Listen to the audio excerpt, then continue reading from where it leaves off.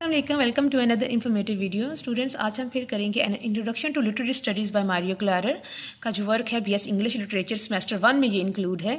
इसका ये लेक्चर 5 है। इससे पहले मेजर जोनरास ऑफ जो लिटरेचर हैं अकॉर्डिंग टू मारियो क्लारर, उस पर मैं 3 जोनरास को मैं डिस्कस कर चुकी हूँ, जिसमें फ़िक्शन, पोइट्री और ड्रामा है। आज हम बात करेंगे फ़िल्म के बारे में, ठीक है। यानी कि जोनरास का ये 4th पार्ट है, लेकिन लेक्चर ये इस बुक पर ये 5th लेक्चर है मेरा, ठीक है। अगर आपको अच्छे तरीके से हर टॉपिक को समझना है तो आपको पहले जो वीडियोस अपलोड हो चुकी हैं उनको देख लेना चाहिए। देखते हैं फिल्म क्या है जी। According to Mario Klarer, a form of entertainment that enacts a story by sound and sequence of the images. जो फिल्म है ये भी एक एंटरटेनमेंट की फॉर्म होती है, जिसमें एक स्टोरी पर परफॉर्म किया जाता है एक्टर्स के ज़रिए, और किसको यूज़ किया जाता है, साउंड को, और सीक्वेंस ऑफ इमेजेस यानी कि मुख्तलिफ किस्म के इमेजेस का यूज़ किया जाता है, giving the illusions of continuous movement. और इमेजेस के कॉन्टीन्यूस लगातार मूवमेंट के ज़रिए जो देखने वाले होती हैं, ऑडियंस होती है, उनके जहन में इल्यूजन्स पैदा किए जाते हैं। Films mode of presentation, film के जो मोड ऑफ प्रेजेंटेशन है कौन कौन से हैं जी, such as camera angle, editing, montage. Montage का मतलब होता है तस्वीर साजी करना, यानी पहले छोटे छोटे क्लिप्स बनाना, फिर क्लिप्स को एक फुल फिल्म की फॉर्म देना, ठीक है। Slow and fast motion often parallel features of literary text, ठीक है। और ये जो इसके फिल्म्स के मोड ऑफ प्रेजेंटेशन है ये लिटरेरी टेक्स्ट के पैरेलल ही समझे जाते हैं, ठीक है। और can be explain within a textual framework, ठीक है। In spite of their different forms and media and drama, film और categorized under the heading performing arts. ये जो ड्रामा और फिल्म है ये किस कैटेगरी में आते हैं, परफॉर्मिंग आर्ट में आते हैं, क्योंकि आर्ट के ऊपर परफॉर्म किया जाता है। Because they use actors as their major means of expression, ठीक है। जो एक्टर्स हैं वो उनके ज़रिए एक्सप्रेशंस को सामने लाया जाता है, ठीक है। जो कुछ राइटर सोचता है, लिखता है, ठीक है, वो एक्टर्स के ज़रिए परफॉर्म किया जाता है। ओके जी, आगे देखते हैं difference between film and drama क्या है। Difference between film and drama is the fact that a film is recorded and preserved, ठीक है। जो फिल्म है उसको रिकॉर्ड किया जाता है और उसको महफूज कर लिया जाता है, rather than staged in the unique and unrepeatable manner of theatre performance। और जो फिल्म है वो थिएटर परफॉर्मेंस की तरह बिल्कुल भी नहीं होती, जो कि लाइव होती है यूजुअली, और वो रिपीटेबल भी नहीं होती, उसको बस हम एक ही दफ़ा देख सकते हैं, ठीक है। जो कि थिएटर में जो ड्रामा को परफॉर्म किया जाता है। इस लिहाज से जो ड्रामा और फिल्म है इसमें ये बिग डिफरेंस है, ठीक है।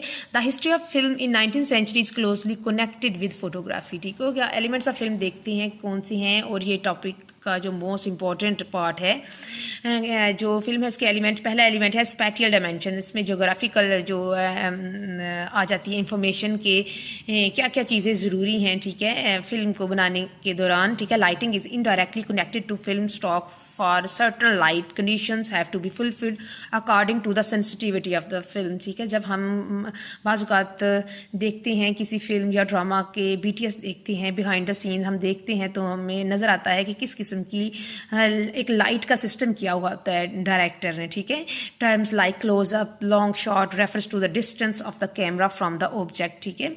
और बाज़-औक़ात देखते हैं कि जो डायरेक्टर है वो कह रहा है जी क्लोज़अप करें, या लॉन्ग शॉट है, तो जो लॉन्ग शॉट वगैरह इस तरह के जो टर्म्स में बात करती हैं उसका मतलब है कि जो कैमरा है वो ऑब्जेक्ट से कितने डिस्टेंस पर है, ठीक है।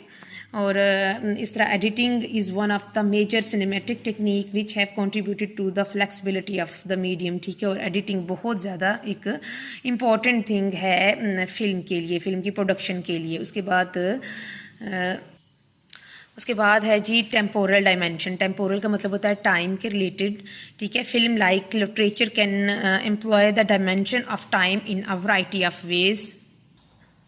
Aspects of plot which have already been mentioned like foreshadowing and flashback can be translated into film, ठीक है। बाज़ बात हम कोई मूवी देखते हैं तो करैक्टर्स के ज़रिए ये दिखाया जाता है कि जो कुछ पहले हो चुका होता है, यानी कि फ्लैशबैक जब वो सोचते हैं तो वो हमें सामने नजर आना शुरू हो जाते हैं, ठीक है। उनको रिप्रेजेंट किया जाता है एक्टर्स के ज़रिए। इस तरह फॉरशैडोइंग का मतलब होता है पेशगोई करना, ठीक है। अगर कोई फ्यूचर के बारे में कोई करैक्टर के जहन में कोई ख्याल आता है तो उसको भी रिप्रेजेंट करके दिखाया जाता है, ठीक है, यानी फॉरशैडोइंग और फ्लैशबैक्स के ज़रिए फ़िल्म को ज़्यादा इंटरेस्टिंग बनाया जाता है, ठीक है, रियलिस्टिक बनाने की कोशिश की जाती है। उसके बाद अकॉस्टिक डायमेंशन, अकॉस्टिक का मतलब होता है जी साउंड के रिलेटेड। अगर फिल्म का जो उसकी पिक्चर क्वालिटी है वो अच्छी होगी लेकिन साउंड अच्छी नहीं होगी तो फिर क्या फ़ायदा।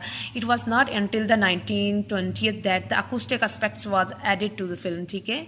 आपको पता ही होगा कि 1920 से पहले यानी कि शुरू में जो मूवीज़ थी उसमें आवाज़ नहीं होती थी, ठीक है, bringing about a radical change of the medium. और 1920 के बाद, ठीक है, और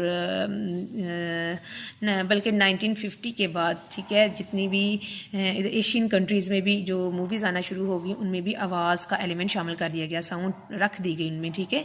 और ये एक बहुत बड़ा चेंज था फिल्म इंडस्ट्री में, ठीक है। Film music can also be contrasted with the plot and create organic effects. इस तरह सॉन्ग्स और म्यूज़िक वगैरह का एलिमेंट रखा जाता है जिससे एक ऑर्गेनिक इफेक्ट को क्रिएट किया जाता है। अगर आपको वीडियो अच्छी लगे तो लाइक करना ज़रूर और सब्सक्राइब करें चैनल को और बेल आइकन को प्रेस करें so that you can get the notification of my coming videos. मैं कोशिश करूँगी BS इंग्लिश की तमाम जितने भी टॉपिक्स हैं, टाइम तो लगेगा थोड़ा थोड़ा, लेकिन आहिस्ता आहिस्ता करके मैं आपके लिए आसानी पैदा करूँगी इंशाल्लाह, ठीक है। आपको नोट्स भी मिलेंगे, साथ थोड़ी बहुत आपको एक्सप्लेनेशन भी मिल जाएगी, ठीक है।